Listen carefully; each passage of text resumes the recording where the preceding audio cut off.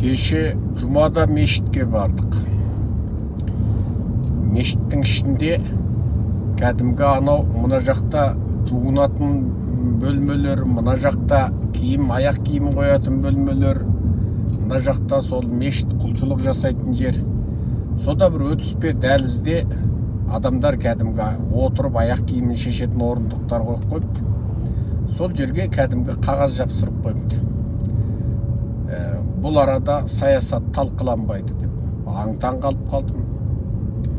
Содан ішіне кіріп жұмамызды оқып алдық. Соны сыртқа шығып аулада жаңағы көлігімізді қойған жерден жаңағы адамдар топтасып тұр екен, бір-бірімен амандасып сөйлесіп, сосын әлгі жерде қарасақ адамдар сөйлесіп отыр. Соны мен де кіріп, ішіне кіріп, жаңағы эфиопиялық мұсылмандар, ал жерлер египеттер, египеттіктер, түріктер, енді бәрі бар екен жер әлемнің соны. Соны мен де кіріп сөйлесіп кеттім. Сөзсек олар бір пикник жасағалы жатыр екен осы келесі жұмада. Соны сол мұсылман бауырлардың жаңағы бас қосуын көбейтіп, сөйтіп мұсылмандардың бір-бірімен араласымын көбейтеміз, анау-мынау деп ұйымдастырушылар жүріп жатыр екен.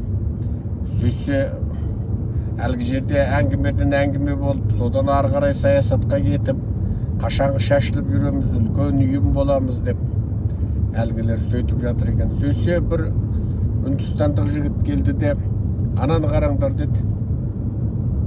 Сөйтсе мешіттің алдына қақпаға сыртына жапсырып жатыр қағазды. Саясат туралы әңгіме айтылмайды деп.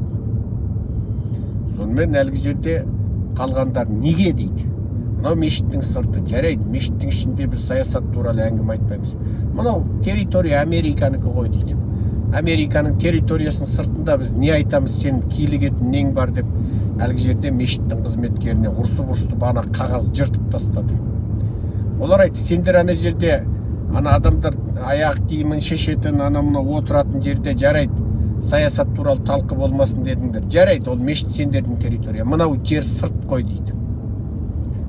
Соны ұрсып тастады. Жаңағы ары қарай бір араб шығып еді, оған ұрсып тастады бір арабтар. Сен немене, сен бізді араб диктатуралығында жасап жатыр дейсің ба деп біресе ағылшыншалап, біресе арабшалап отыр. Соны мен анау неге арабында біресе ағылшыншалайды десем, сөйтсе ана араб имам Ирактық араб екенде, оған ұрсып жатқан араб Египеттің арабы ма сондай екен. Ол тілдері анау таза Ирактың арабшасын ананың тілі толық келіңкіремесе керек. Соның тілі жетпеген жерін баяғы бір араб дегенмен тілдер ұқсамайды екен. Анау ағылшынша ұрсып жіберді ғой ең соңында. Қысқасы боғауызды да жібере салды американдықтардың боғауызын. Сендер оттамаңдар деді. Дінде сені тыңдаймыз дейді, бірақ өмірде сені тыңдамаймыз деді. Сен имам болсаң өз алдыңа деді. Қысқасы өстіп айтты. Имам болсаң өз алдыңа дейді. Сен дінде бізге имам шығарсың дейді. Бірақ сен біздің өмірімізге кепіл жаңағы килікпе дейді. Біз неге саясат айтпаймыз? Сен ана диктатурадан, орта шығыстан алып келген сасық тәсілдеріңді алып келме бізге. Біз саясат айтамыз, кіреміз, үлкен коммунити боламыз. Керек па, біз конгресске өз адамымызды қоямыз. Бәлен ханым деп Американың конгрессіндегі бірнеше мұсылман әйелдерді атады. Соның бәрі саясаткер деді. Сол Америкадағы мұсылман азшылығының өкілі болып сол биік деңгейге жетті деп тұрып, жаңағы біраз жоғарғы жақта жұмыс істеп жатқан мұсылмандарды айтып, әлгі жерде деген әңгіме кетті. Мен рахаттанып тұрып тыңдадым. Соны ары тұра көз қарасымды да ойымды да айтып, жаңағы мен де сөйттім. Сөзсем, мына Америкадағы мұсылмандардың ішінде әлі орта шығыстың мына анау жаңағы диктаторлар билеген, әлі өздері быт болған жаңағы сол орта шығыстың уағызшылары келіп саясатқа кірме дегенде жаңағындай мешіттер келеді екен. Өздері халықты бір мүлде саясаттан бөлек тек келеді, намазын оқиды, басқа ештеңеге басын қатырмайтын бір тобыр жасауға тырысады дегенде. Міне көрдіңіз ба? Аналар тура америкалық мұсылмандар жастар. Олар мына америкалықтар ұйымдасқыш қой. Коммунити бола қалады, NGO бола қалады, кез келген бір тақырып туралы үкіметтік емес ұйымды тіркей қалады, сөйтіп оған қорлар құрыла қалады, жылу атай қалады. Олар кез келген бір тақырыпта, кез келген сөйтіп ұйымдасып жатыр. Енді соны қарап отырып мен аң-таң қалдым. Негізі осы Американың жоғарғы жігіндегілер христиан ба? Христиан. Мысалы Трамп өзінің 45-ші кезекте президенттік кезінде халық ереуілдеп, оның көп нәрсесіне жаңа қарсы болып сөйткенде шіркеудің алдында қолына інжіл ұстап тұрып, халықтың алдына шығып сөйледі ме? Сөйледі. Президенттік қызметке отыратын кезде президент, орынбасар президент қолын інжілге қойып отырып, ант су іше ме? Ант су ішеді. Енді ойла. Дін тұр бұл жерде. Дін тұр. Інжілді ұстап тұрып ант су ішеді. Енді осыдан барып ойлауға болады ғой. Мысалы сотта куәгерлерден жаңағы інжілді ұстап тұрып ант су ішеді. Соттағы куәгерлер. Бұлай қарап отырсаң таңғажайып дүние. Таңғажайып дүние. Енді ойлаңызшы.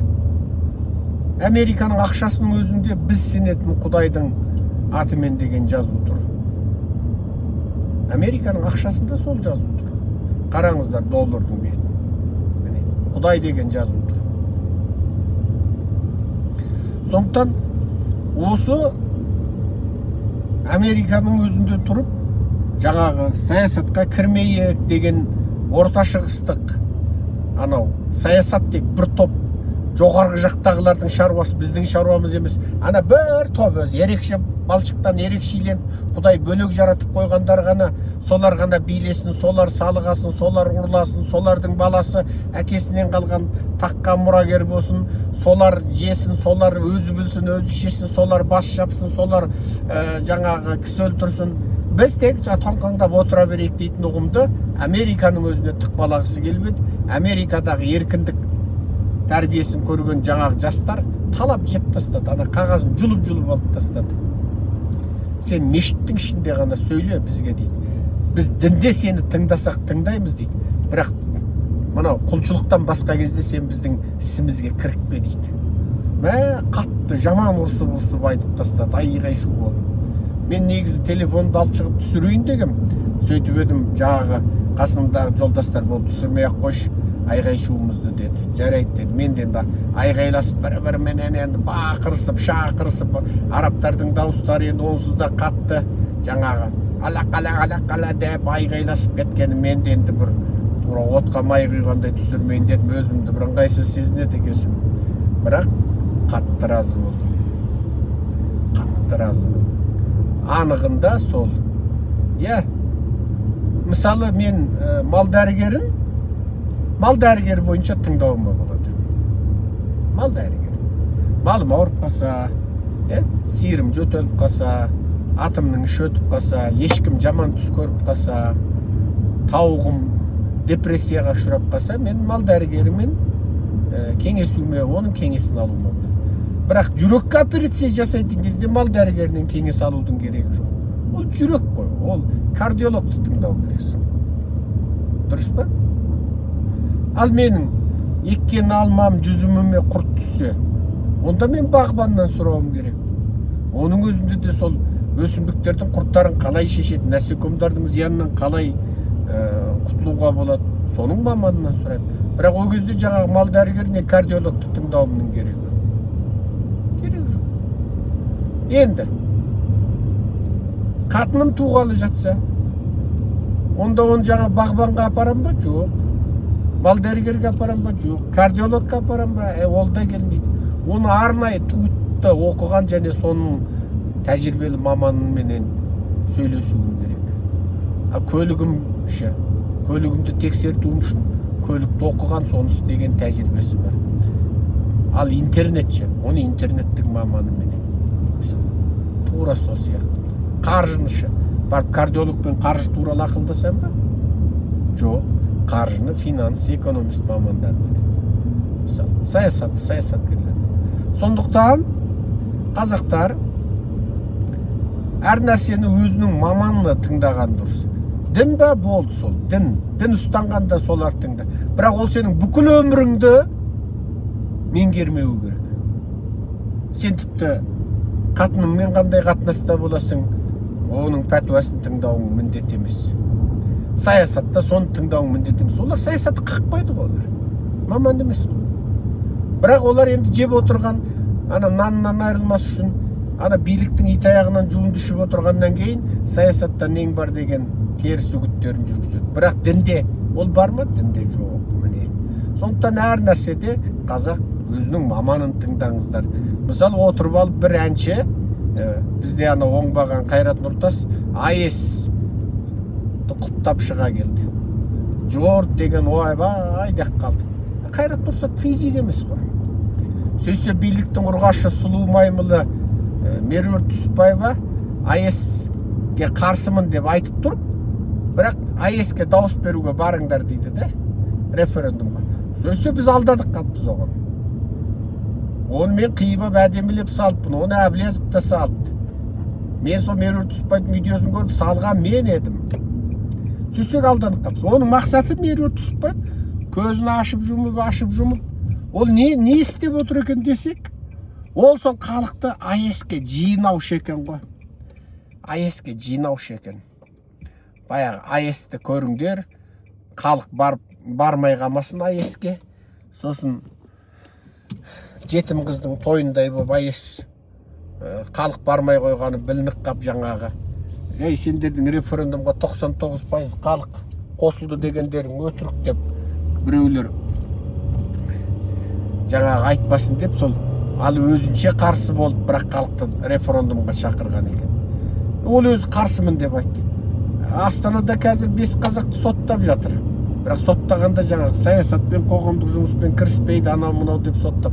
Солар АЭС-ке қарсы болды. АЭС-ке қарсы болды. Енді сонда мен айтамын да, Меруерт Түсіпбаев неге Меруерт Түсіпбаеваны неге соттамайды сонда? Ол да қарсымын деп ашық айтты ғой.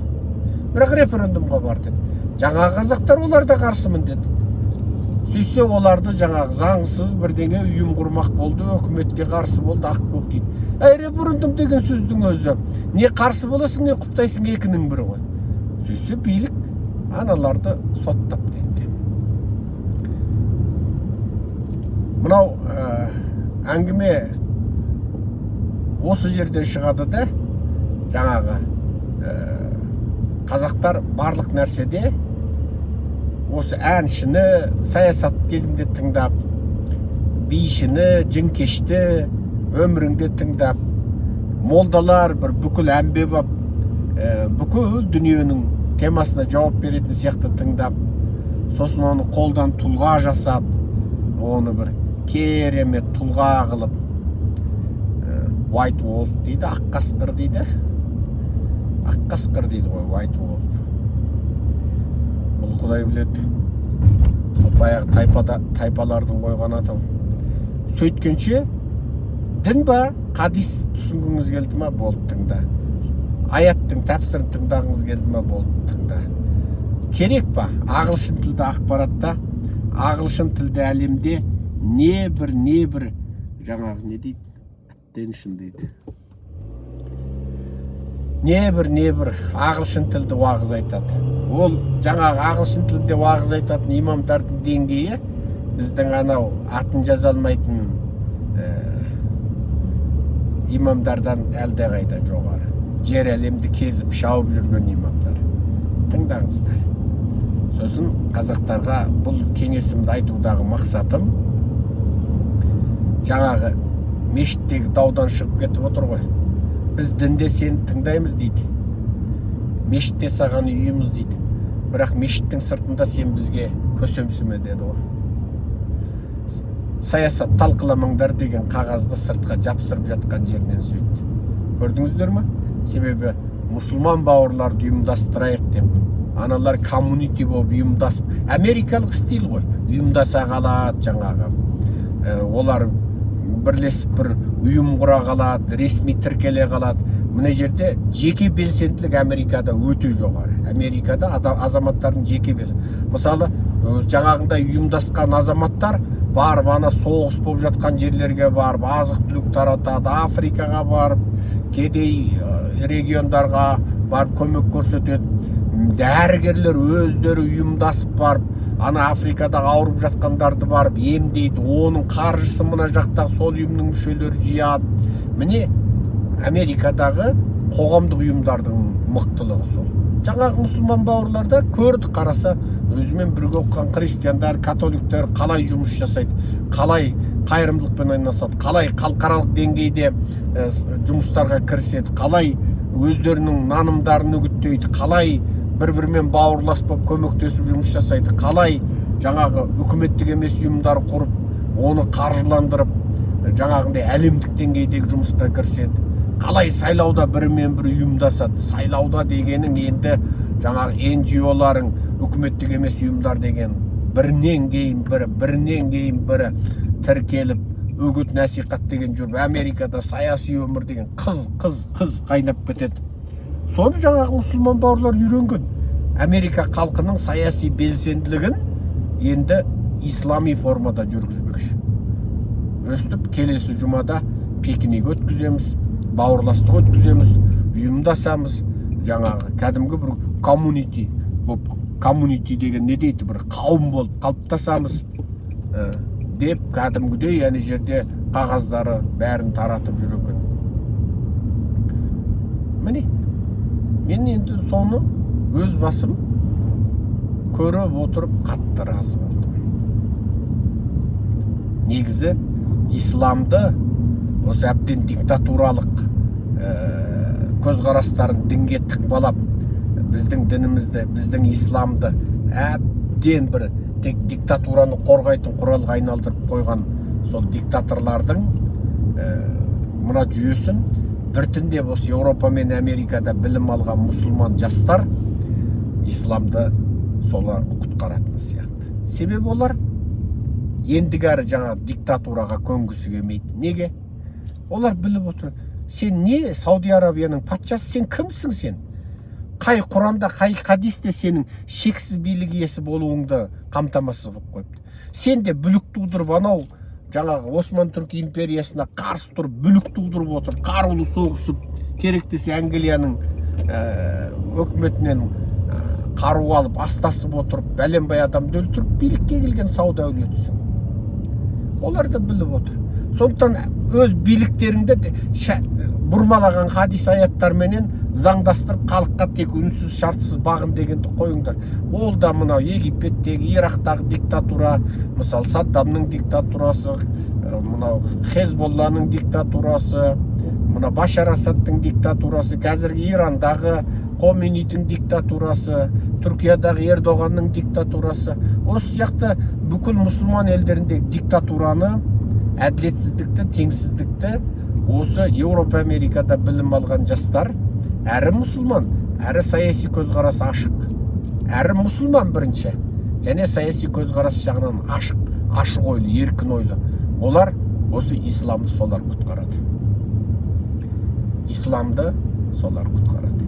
Ол исламды жаңағы Еуропаның қайда, Американың қайда екенін білмейтін, синос-косиносты өмір естіп көрмеген, атын жаза алмайтын, бір ауыз шетел тілінде білмейтін, сол өлі түрде аятты жаттап алып, Құран аяттарын өлі түрде хадисті жаттап алатын, басшыға бақын тәуба шүкірде, бір көзіңді ойбас, екінші көзің бар тәуба деп отыра беретін, мынау биліктің ит аяғынан жуынды ішіп отырған, ал халық аштықта, жоқшылықта қырылып жатса, азып, тозып жатса, Қытайға тиіп жатса, Қытайлар қазақтың қыздарының жатырын жалға алып, Қытайдың баласын туғызып жатса, ләм-мим демей, ашамайды айтып жуасыңдар, ашамайды битіп жуасыңдар, есіктен оң аяқпен аттасаңдар жақсы болады, жеті шелпекті былай пісіресіңдер деп оттап мұжып отырған осы есек бастардың сонда біздің қазақ халқына, жалпы мұсылман әлеміне көк түйіндік пайдасы жоқ.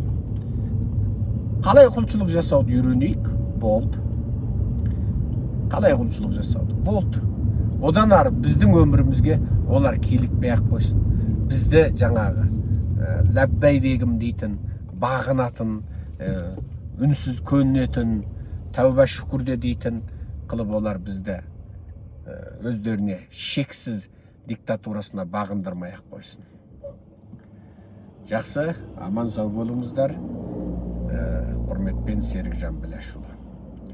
біз халықты саяси күреске, ашық саяси белсенділікке шақырып жатырмыз. Қазақ салығы сол үшін керек. Ал қазақ салығы не қылған салық? Оны түсінгіміз келсе, қазақ салығы деген не деп ютубтен іздесеңіз тұр. Немесе осы видеоның астындағы сипаттаманы ашсаңыз, ең астында қазақ салығы деген не деген ютубтың сілтемесі тұрады. Не осы видеоның астындағы шегеленген комментарийді қарасаңыз, сол шегеленген комментарийда қазақ салығы деген неден сілтемесін қосып беріп қоямыз. Аман сау болыңыздар.